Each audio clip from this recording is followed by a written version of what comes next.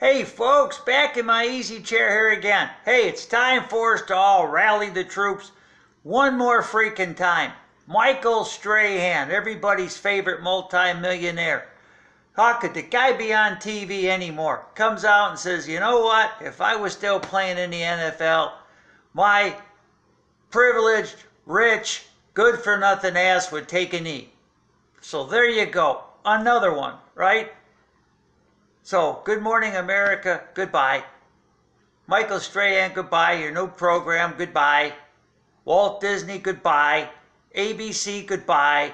It just never stops, never stops, never stops. And don't you ever get sick and tired on Good Morning America, whatever in the hell charity they want to cry for money for.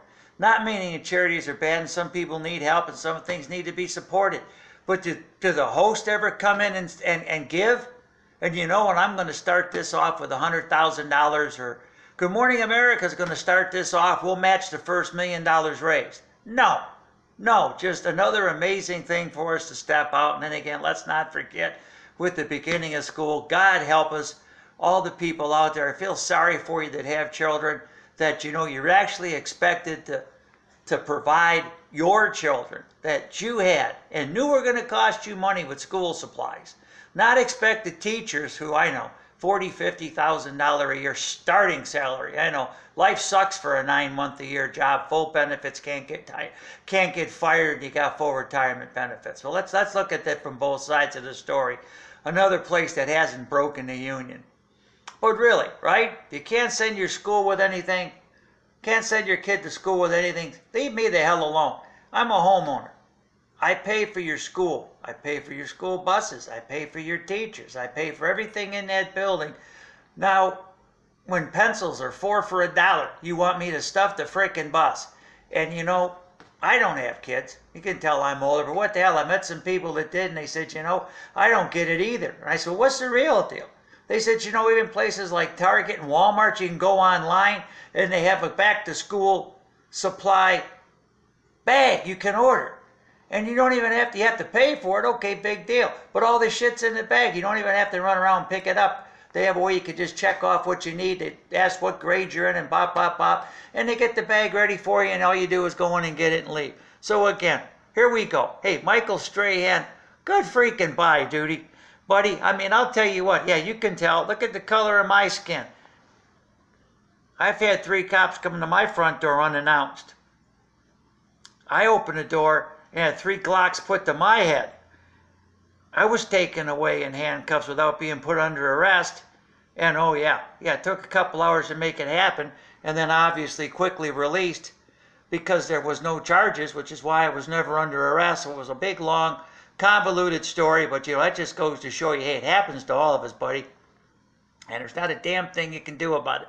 I had a partially torn rotator cuff at the time. I told the cops I was hurt. I didn't resist anybody. I said, please don't destroy my arm.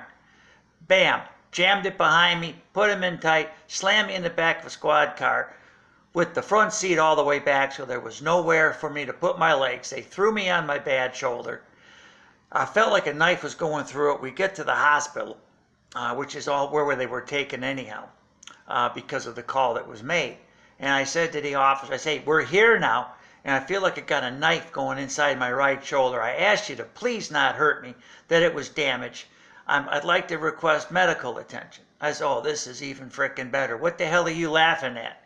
He said, just sit back there and shut up. We'll go in there when I feel like fucking taking you inside, unquote. Until then, you can just sit there and shut the fuck up. So there you go. Went through the whole 9 yards, reported it to the sergeant, went through all their complaint processes, internal affairs, and all that shit. And yeah, of course, right. They do what they do because there's no accountability. Nothing's going to happen to anybody. And guess what? Hey, happened to me too.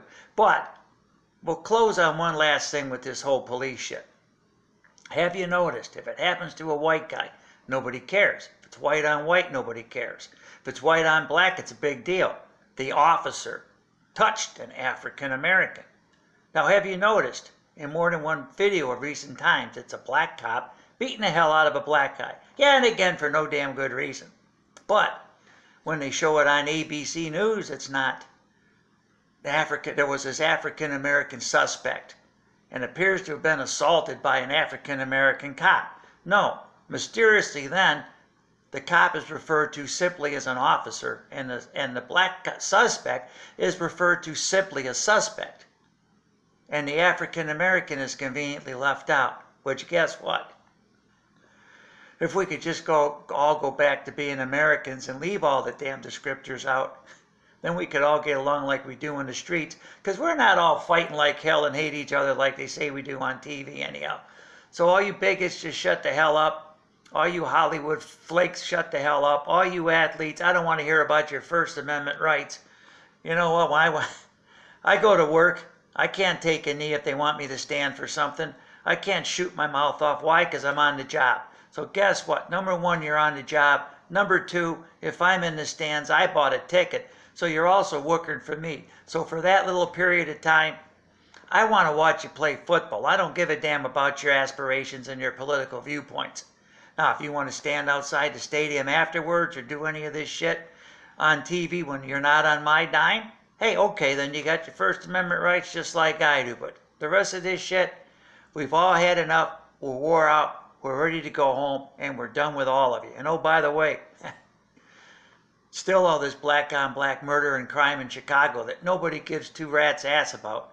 Rahm Emanuel's not going to seek re-election, and good old Barack Obama. He's still worried about the fact that President Trump doesn't talk strongly enough against white nationalists and Nazis. Of course, we're talking about a guy that was unable to say the phrase radical Islamic terrorism. So, I mean, give us all a freaking break.